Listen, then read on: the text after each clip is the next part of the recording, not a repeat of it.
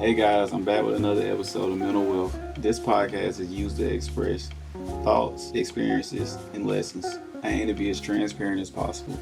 If you enjoy an episode, please don't forget to like, comment, and tell a friend. Thank you. I think I should start this episode with a life update. So this past week, sorry for the delay in episodes. Life has been more hectic for me. For the past week, I started working my first job since I had a job at the movie theater, like 16. So it was an adjustment prior to what I've done. I would say it was an eventful week, very eventful. I witnessed a lot of different things working in a pediatric unit that I would have never thought I had to. I already feel like I've been there for a month and it was a week. So I kind of see what a lot of people talk about too when they talk about how tired they are when they get off work and how you don't feel like doing anything because I'm slowly getting there. And the amount of coffee I've been consuming is insane. I drink like 3 glasses a day trying to stay up and stuff. But it's been an adjustment. But hey, I mean, I needed a job, and this is just my first job. The whole time I have 2 jobs, so I'm just waiting for the other job to start too. But I would say it's been a blessing. It's been a blessing to be in my position, to be able to save lives and help others and just to grow. But in this episode, I plan to talk about the bystander effect. So it made me go into the bystander effect. So I've noticed, and this episode builds on my last episode, which was about loneliness, because I've kind of been working with the theme of how we interact with each other in communication. This is a big part of being a human. We interact and communicate with each other. I mean, that's what we do. So what really brought me to talk about the bystander effect was me just observing all the various traumatic things that have happened and that you see on the news, and somebody gets shot or whatever and everybody's just standing around watching. I still remember the woman who was, what was it, like a homeless woman or a homeless man? It was somebody that was homeless and they were set on fire on a subway in New York, and everybody just sat there and watched. Nobody tried to throw water on the fire, nobody tried to help, intervene, or anything. I mean, you think of various celebrities and they die or they get into a horrible accident or whatever, and then everybody's just recording pictures and taking pictures and recording videos and so forth, instead of actually intervening and helping, calling the police, calling the ambulance, something. But we lack empathy. And I've been trying to get to the bottom. I've been actually, up until recording this episode, I've actually been informing myself on this, reading past research and case studies that have been done and observe why this happens and why this phenomenon exists, because it does truly worry me. What I actually found out, though, this is something that didn't start more recently. This is something that has always existed. It's just we're able to observe it more now because of course social media, and we literally walk around with camera phones in our pockets and everything, so you're able to record and see information and relatively process information very quick. So now let me talk about what is the bystander effect.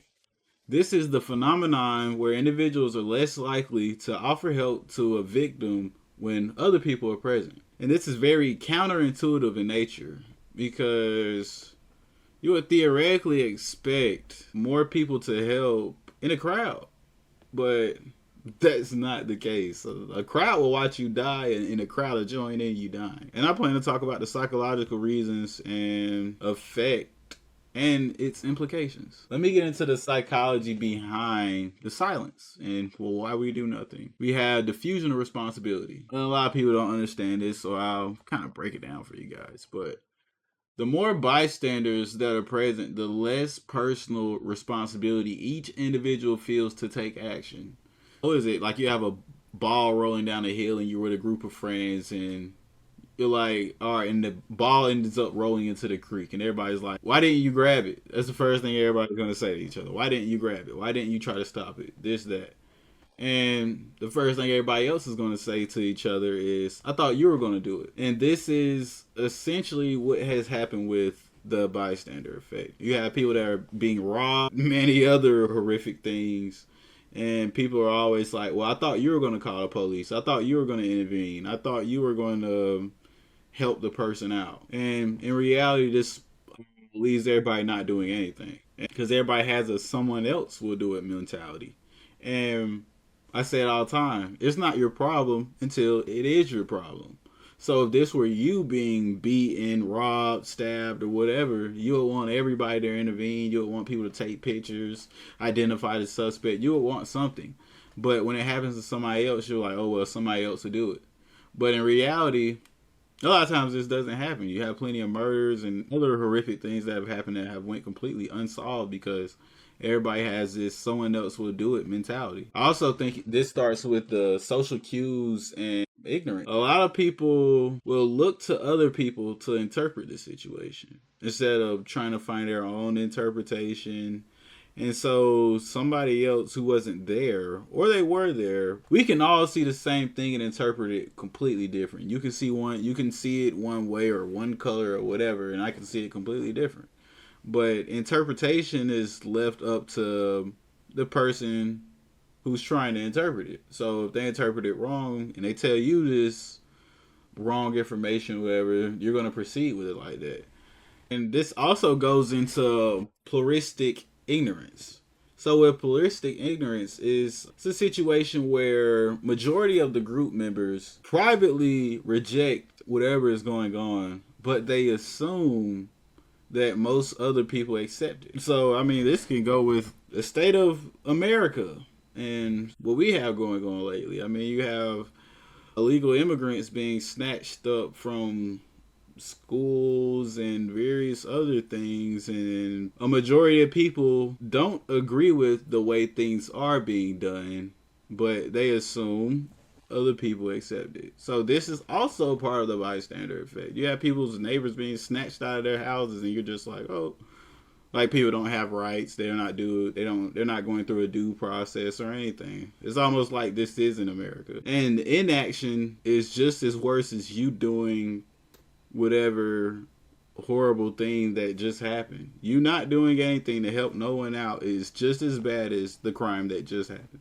Somebody gets robbed or stabbed, you see it, you don't identify the suspect, you don't call, you don't try to stop the bleeding of the wound, you don't do anything, you're just as bad as the guy that stabbed him. What also plays a role is fear of social blunders and evaluation apprehension. So a lot of people don't help because they're scared of looking like a fool. And I know as humans we have a big problem with feeling like we look stupid doing something, so this stops us from doing a lot of things. We feel like if it looks weird or something. I also feel like this kind of contributes to the reason why I can't dance. I feel like I can't dance because I look so weird or whatever doing it that I'm like, I don't really, like if I'm going to try to dance, I try to dance when nobody's watching. But people have a fear of looking foolish or overreacting to a situation that isn't a real emergency. Like me not being able to dance isn't a real emergency. Now it might be an emergency on my wedding night, but right now it's not a real emergency. And with having other people around, this also contributes to the risk of social judgment. And just like when I think of, okay, you could see somebody go and take a bag to somebody else, or they might be handing a bag to somebody, but for whatever reason it looks like they're taking a bag and then they run.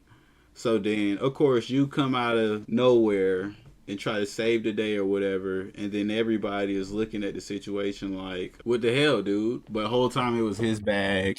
You misread the situation, so now you tackle the guy for no reason. And so I think a lot of people are very apprehensive to help because they don't want to make a bad decision and they don't want to be judged for their bad decisions. So this kind of stops people from taking action also. As humans, we really want to fit in. We do a lot of things to fit in. You might color your hair a certain way or wear trendy things or do the trendy thing that is currently the most popular now because at the end of the day, you just want to fit in. So anything that puts us in a situation to stand out, like stand out, it makes people less likely to take action. And you're definitely going to stand out if everybody else is sitting around watching a murder happen and you're just sitting there trying to stop it. People will look at you crazier than they'll look at the guy committing crime. And I've yet to understand that either. I think it's important to get into the real world manifestations of this. We have online environments. So online, you have harassment, cyberbullying, and of course calls for help. But it's crazy. Like, I hate to talk so much about Twitter or whatever, but then you get on Twitter and it's like Twitter now, what it is very different from what Twitter used to be. And I would say in some ways it is good, but a lot of ways it's bad. But it's just seeing people attack each other. Like, you can't even post proud, happy moments on Twitter and probably other social media sites too, but I mainly see it on Twitter without people jumping in the comment sections, talking shit or bullying each other and various other things. It's like people can say everything but congratulations. And I've definitely been wondering. I think this also has a lot to do with people not being satisfied with themselves.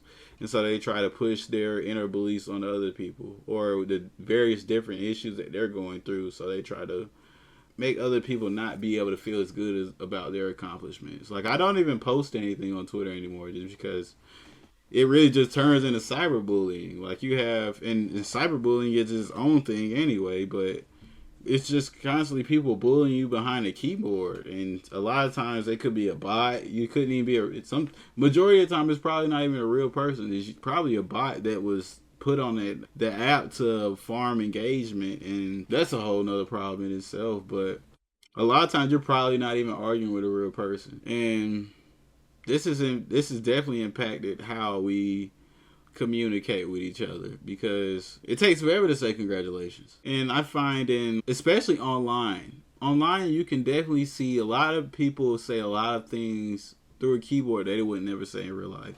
They question a lot of different people and criticize and all kinds of different things about various people, but they would never say these same things to them in real life. Like, a lot of people hate Deion Sanders. I love Deion Sanders. I love everything he stands for. But a lot of people hate him because the way he believes in himself and he believes in his sons and where his belief has been able to take him. Even if you don't like the man, you can still respect that fact that the man, the belief that he was able to instill in himself and how it has manifested to what it is today, and that same belief that he's been able to pour into his sons. At the end of the day, who hates a dad loving their sons? But for whatever reason, you get online and there's people who only hate Deion Sanders. And I'm like, this is crazy. But as the world we in, it's like we hate the things that are good and encourage the things that are bad. And even, I hate to talk about these things, but then you get into the workplace. And I just started my first week, but I mean, you have people that get bullied at work, they get harassed at work, and you have various safety violations. Like, you can see your coworker harassing somebody else, and everybody else you can all be in the break room seeing one of your coworkers harass the other coworker, but you don't do anything because nobody else has stepped in. And just like you're not doing anything, you're just as bad as the person that's doing this, committing the crime. You're just as bad. But you're like, well, it's not me. But then when it is you, you want somebody to step in, defend you, stand up for you, whatever, but you wouldn't do it for the little guy. And I think a lot of times this is also what has helped contribute to this problem, because we can't, a lot of times we're so full of ourselves, we can't see ourselves in the other person's shoe. And so this is also what has helped contribute to the lack of action. Even just how a workplace does operate. I mean, you have some organizations have very different cultures than other organizations. Some organizations are very uptight. You have other organizations that might be, but yeah, you have various organizations that have very different cultures. You might be in a relaxed culture and people are not as stringent and more relaxed or whatever. But this definitely does play a role. Also, you have everyday life. You could be in a grocery store and a lady gets her pocketbook snatched and some guy runs out the store with a pocketbook and it's an older woman. Now, this could be your grandmother who just got her pocketbook ripped off of her arm. She falls to the ground, hits her head or whatever. In modern times, and what I've been able to observe is that a lot of people don't help in this situation. And the more people that are around, the less likely somebody is to take action, because somebody assumes that somebody else is going to take action. Which end up happening is nobody takes action. And it's crazy to think about it like this because when you have extreme situations, like very extreme emergencies, the bystander effect doesn't take place. And you also have people being killed and murdered and stuff like that, and it does take place. And so I think that has contributed is ambiguity of the situation, the relationship between the bystanders, people being competent, and the cost of helping. Because there is a cost, and a lot of people don't talk about that hidden cost. Like, even dealing with the cost of helping, you have perceived risk or effort involved in helping. Can a lot of times dealing with the cost of helping, a lot of people can lose a lot by helping. I mean, you could lose your life helping somebody who just got robbed. The armed gunman grabs the purse, runs out the store, then you try to take it from him, and then he shoots you. There's a real cost to helping, and sometimes it might cost you your life. So people play that in a role. And I just talked about how severity of the emergency plays a role and individual differences. Just like I said, if you could see it as your grandmother going through this situation, you're going to help. But if you see it as somebody else's grandmother and it's a guy you don't like or whatever, or you're not really too inclined to help in the situation, you're just going to mind your business. And sometimes minding your business is a bad thing. Not all the time is minding your business a bad thing, but yeah. In this situation, I'm talking about minding your business being a bad thing. I think what is very important with this is reflecting on your own past experiences. Reflecting on various traumatic things. It doesn't have to be traumatic, but various things that have happened to you or around you that you could have helped with. Or you could have played a bigger role than you did play. And try to learn from these past experiences. Now I'm going to talk about becoming a upstander instead of a bystander. So how do you become an upstander? Recognize what is going on. Emphasize the importance of being aware of the bystander effect and its potential influence. And encourage yourself to think critically about certain social cues that we do. Just like I said about minding your business and stuff. Sometimes you don't need to mind your business, especially like if you're at the park and you see some creepy guy watching kids and stuff the whole time. You're like, all right, now sometimes I don't need to mind my business. Sometimes I need to see who this guy is and stop the situation before it happens. But I think it's important to be aware because a lot of people aren't aware, so awareness is the first step. The second thing that is very important is to take action. If you don't do anything else, take action and deal with the consequences later. I mean, I hate to encourage that, but I mean, I've used this. And even if it's small, so even if it's bringing somebody a bottle of water or asking them if they're okay or covering up a wound or trying to find them some kind of assistance or see if they even need assistance, but it's just taking action. And there are plenty of ways that you can intervene safely and effectively. Just like I mentioned, getting somebody some water. I mean, they might be thirsty and stuff. You can get them some water. Somebody else can call the ambulance or something and just help people. And I noticed that even when there's wrecks, even when I think about wrecks, people will slow down and watch somebody's and look at somebody's dead, lifeless body laying on the ground and stuff, and they'll slow down all the traffic to the point somebody else might end up in a wreck. All of this just to help, but you rarely see people get out and offer help. I don't know why we do this, but hey, we do it. And directly just asking for help. A good way of doing this is singling out somebody and how it can reduce the diffusion of responsibility. So you could be like, hey, you in the blue shirt, hey, help me do this. So now it stops everybody from sitting there scratching their head or scrolling on their phone or taking pictures. A lot of people are recording and everything, but won't help. It stops people from doing this and helping you take action. And then by doing this, it's going to encourage other people to take action. What also helps is creating a sense of responsibility. Discuss how creating a sense of community and shared responsibilities counteract the effect. There's a lot of other countries that probably don't deal with this problem to the same way we do. And in my honest opinion, I think they should make it illegal for you to sit there and record. You should be able to get in just as much trouble as the person that's done it if you just sit there and record it.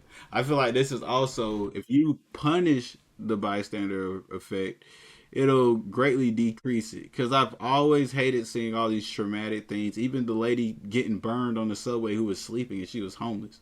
You had all these people that sat there and recorded it, didn't help, didn't offer help. They watched the dude get ready to burn her, and they just sat there, minded their business or whatever. They didn't care until they had to. I'm like, no, I don't think they should get in just around the same trouble as the person who set her on fire, but you shouldn't be able to just see these things happening and not be a good neighbor or whatever and help the person out. I mean, they need help. If it was you that got set on fire, you would want to be helped in any kind of way. You would want somebody at least trying to get the fire out or something, or at least try to stop the guy from being able to set you on fire. But everybody watched. And I think this is also why I tried to build this episode on from the past episode about loneliness, because this also factors into creating communities and why we lack so much community nowadays, and how we're so full of the things that we go through that we don't care about thinking about the other person. And this has really set us back. We've kind of evolved as a society and devolved as humanity. That makes sense. And I think another thing to do is challenging the social norm. I encourage you to speak up when you're silent, even when other people are silent, and taking action. Challenge the status quo. I think it's very important to encourage you guys to be mindful of the bystander effect and consider how you can be better upstanders. Small, actionable steps can be just as important with trying to save somebody's life. And I encourage everybody to treat others how they want to be treated. And if this is somebody that you don't know and you can't relate, and an older woman and you're a younger man, try to think of this like this could be your grandmother. I even remember when I was in high school and people would mess up the lunch tables and stuff, and one of my grandmothers is a lunch lady, and they'll be like, oh, it's up to the lunch ladies to clean it, or the janitors are going to clean it. I'm like, no, bro, you got to pick that up. That could be your grandmother who has to come clean up this mess that you intentionally made, and you're like, it's their job to clean it up. Like, it's not their job to clean up after a grown-ass man. But if you enjoyed today's episode, please don't forget to like, comment, subscribe, and I'll be back with you for another one. Peace.